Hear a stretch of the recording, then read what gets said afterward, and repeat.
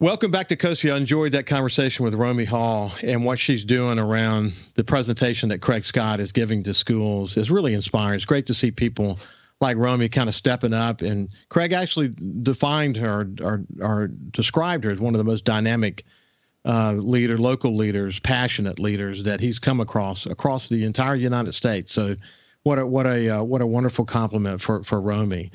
You know, one thing I talk about here in coastal Mississippi, and I've got a full show that's going to be focused on this building sense of place, about bringing vitality back to downtowns, where that came from, the history of it, and why it's important, especially in the new economy. I talk a lot about Ocean Springs. Ocean Springs, after Hurricane Katrina, was incredibly important to coastal Mississippi because it didn't have its city center destroyed. And so the vitality of Ocean Springs was able to come back rapidly.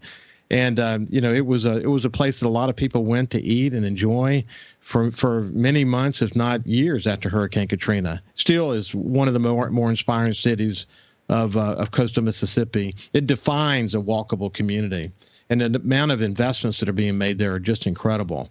I want to welcome someone today who loves Ocean Springs. I love Ocean Springs, but this is his city. It's Representative. We call him Hank Zuber, but his formal name is Henry Zuber III from District 13 and with the House of Representatives. Hank, how you doing, my friend? Hey, Ricky, good to see you. And I want to thank you for what you do for the coast and for keeping the coast informed about what goes on statewide with politics, and especially at the Capitol. Thank you, buddy. I appreciate it, man. We really try. You know, this show is really dedicated to the men and women who are working so hard to make this a great place to live, work, and play. And we're honored that we have so many people, some of them working through their corporations, some of them working through nonprofits, some of them just volunteering and filling gaps and doing all kinds of different things to help build this great community. But I often say it takes a village to make coastal Mississippi tick. And, in your role, you have a law firm. You're also involved in of course, the political side of things. You get to be in touch with lots of people in your world. And you meet some special people, don't you? I do. And Ricky, you were talking about Ocean Springs, and obviously, it's my hometown. I grew up in Ocean Springs, and it has changed tremendously. But it brings a smile to my face because Lee can relate to this also. The guests following me, my colleagues, Ricky, give me a hard time because I'm always I'm always marketing Ocean Springs. I think Ocean Springs is uniquely qualified and situated to be the face of the new Mississippi. And people in other parts of the state they don't know what's going on in Ocean Springs and on the coast. So it's my job to market Ocean Springs and tell my colleagues, especially within the political arena, hey, this is actually what's going on the coast and in Ocean Springs. And most of them don't believe what's going on with the people coming in and the influx of tourists and visitors, and not just from the United States, but from all over the world.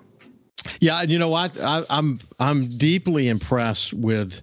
Really, there's a string of major private investment that's happening all across coastal Mississippi, bringing vitality, as I mentioned, back to the community. We're going to go into that really deeply tomorrow with Lee Young. But one of the things that's impressive about it, if you think about Joe Cloyd and what he's done with the hotel scene, working with the Condries, and you think about the Nico brothers and what they've done in terms of the restaurants. I mean, if we started naming all the names, it would be impossible to list them all. But bringing Guff Hills back, and just your mayor now is not that past mayors weren't passionate about the city, but you've got a mayor now that came from the real estate arena, who was an investor, who grew up in the city, loves the city, and really understands the importance of sort of balancing quality of life with future growth. There's a lot of things going well for you there, and the role that you play in promoting the city to the House of Representatives in Mississippi is really important, actually. And I don't fault you for that at all. No, and I don't fault myself at all either. But it's like I said, it's funny because if my colleagues see me coming, they know what it's about. It's about the coast and Ocean Springs. But Ricky, let's we tend to focus on the present. Yeah. Okay, what's going on now in Ocean Springs? But the big picture for Ocean Springs is the past and the history. Ocean Springs was founded in 1699. It's one of the oldest communities, establishments in the country. So that needs to be, you got what's going on present, and we need to kind of intertwine that and talk about the past in the historical background of not just Ocean Springs, but again, it's a team effort, the entire coast. Yeah, Hank, one of the things I think this happened, we think about Robert St. John's and his partner who produced the Mississippi Broadcasting special on Walter Anderson, and then of course they published a book on Walter Anderson. Now this story is being told all across the country and really around the world. I often say about that actually that it's going to have sort of the George Orr effect, where George Orr, was discovered in New York long after he died, and then obviously eventually this pot became incredibly well known, and him as an artist became incredibly well known. I think the same thing is going to happen to Walter Anderson, and flocks of people are going to come to Ocean Springs to better understand that story, which I think is a great connection to the past in a lot of ways, don't you? I do, and the connection to the past is strong, not just for Ocean Springs, but for the entire coast, and people who come here and people who actually live in Ocean Springs on the coast, they tend to forget about the past. They just want to focus on, what's going on presently and the future, which is important.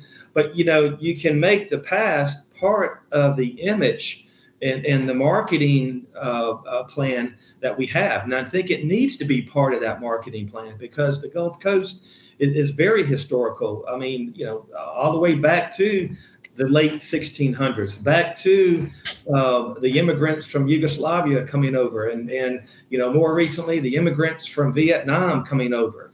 I mean, it's really a melting pot of different cultures. Yeah, it really is. Hey, listen, if I look at it was interesting, kind of studying your tenure. What I get to do on Coast Vue that I didn't get to do in the world that I was in as a CEO is really kind of focus on you for a period of time to understand sort of, I mean, we've known each other for a long time, but to think that you've been on insurance, banking and financial, judiciary, Medicaid, public utilities, ways and means, you've had a good ride in the House of Representatives, haven't you? I have, and I'm thankful to the Speaker. I'm thankful to the House leadership. I consider myself pretty good at numbers, and I think that has something to do. I've got a finance degree from Millsaps and obviously the law degree, but I think that has something to do with the Speaker appointing me to the chairman of banking and then eventually to the chairman of insurance. But if I can tell you a funny story, if we have, yeah, please, Ricky. Well, the main reason that the Speaker appointed me to the chairman of banking was that my predecessor, George Flaggs. Do you know George Flaggs by any chance? Yes. Well, he is a very dapper and a very well-dressed individual. So the Speaker made the appointment on the House floor, and I went to him after the committee appointments, and I said, "Well, Mr. Speaker, I'm just curious, why did you appoint me as the chairman of banking?" I said, "Well, was it because of my finance degree or my law degree?" And he's kind of chuckled and he said, "Hank," he said, "no."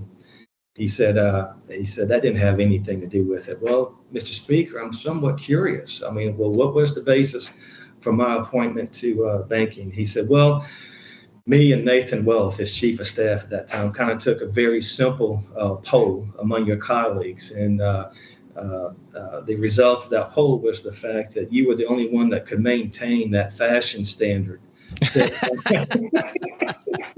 set by Representative Flaggs." Well, I mean, that's what I remember. I remember that same thing about you too, that you're definitely dapper. Looking at insurance though, man, I've talked about it. I mean, I can remember whether I was a publisher of the Sun Herald or Mobile or New Orleans. If I had to think of one topic I wrote the most about, it was the insurance crisis that we face. It doesn't get better as time goes on; it gets worse. But Hank, well, how do you reflect on the insurance challenges that we're facing? Because really, at the core of our economic success going forward is we've got to somehow figure out how to stabilize the insurance situation, both in terms of the federal flood insurance program, which most people don't realize has been completely recrafted, and it's going to become extremely expensive as we go forward, as they push to become actuarially sound, and the wind coverage. So, kind of how do you characterize it these days? Ricky, I agree with you 100%. Let's just be honest about it, and let's be pretty blunt. If you don't have a viable and a stable insurance market on the coast, you don't have development on the coast, period. And as you know, last year, the wind pool, that was probably, one of the top 2 or 3 issues that the legislature faced. Let's do this, Hank, and I talked about it too, that there's these possibility raters wanted to kind of get into the pool. When we come back on the other side, we'll talk about why the wind pool is actually a best practice in America and why it's important for us to keep it stable. We'll see you with Representative Hank Zuber on the other side. See you after this. Welcome back to Coast Vue. I have my friend Hank Zuber. We've known each other for a really long time. He's, obviously incredibly active in the community, and he did what a lot of people should, and that is sign up to represent his beloved city, which is what he did. And when we went to break, though, we're talking about insurance, the insurance crisis, really. It's an insurance crisis for America. And I think eventually the country is going to have a conversation, especially as it relates to catastrophic coverage. I think what it will end up need to happen is that the flood insurance program will need to get rolled into some kind of federal catastrophic plan and just cover them all. Right now, the coastal communities, for the most part, are carrying the burden of that program. And we've got to figure out a way to spread out the, those who are covered by it, so we can hopefully ultimately reduce our rate. But we mentioned about the wind pool and wind coverage in the state. Boy, that wind pool is incredibly important, isn't it, Hank? It is, Ricky. Like I mentioned before, if you don't have a viable and stable wind pool market and insurance market, you don't have future development on the Gulf Coast. That's just the bottom line. And as you know, that was the number one topic of mine last year in the Senate Insurance Committee. But we have got to make sure that our wind pool is stable, viable, and actuarially sound. And, there's some people last year that wanted to kind of, go into the wind pool residual account and take some of that money. And we were able to work it out. And we came up with, like you said, one of the best practices statute anywhere. You look at Louisiana, God, you look at Texas. Oh, you look at Florida. Florida is a disaster. It's a disaster. And that's because it just wasn't done the right way, the actuarially sound way to begin with. And I hate to say this, but if they have a major, as you know this, Ricky, if they have a major hurricane, their wind pool will not be able to cover the losses. See, they almost had it this season. And the reality is, if they would have gotten hit in the Tampa Bay area, I've said on the show many times, it would have been so significant, it would have caused an economic, sort of blip on the screen for the entire United States. It would be that significant.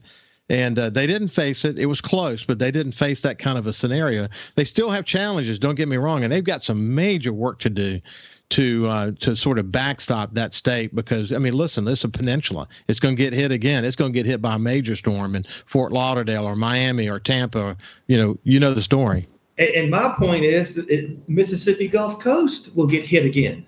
It's just a matter of when. It's not a matter of if. It's a matter of when.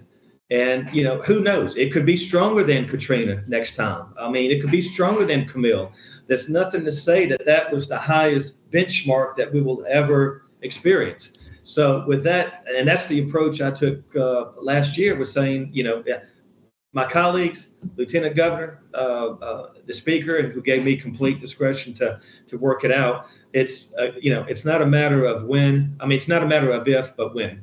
And we've got to stay really focused on it. I appreciate your leadership on it. Hey, listen, I had Romy Hall in the first segment, and we talked about efforts to bring a positive message into schools to help kids so that we can maybe defer violence and suicide and the things that are facing kids today.